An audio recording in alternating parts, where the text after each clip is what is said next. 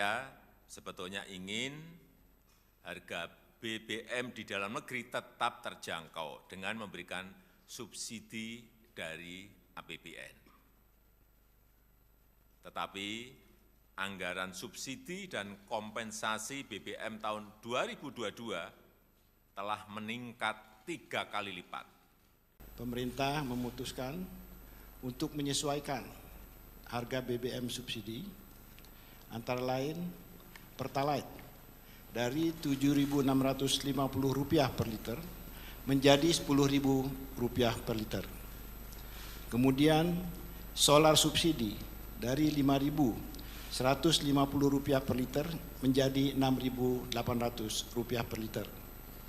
Pertamax non subsidi dari Rp12.500 per liter menjadi Rp14.500 per liter.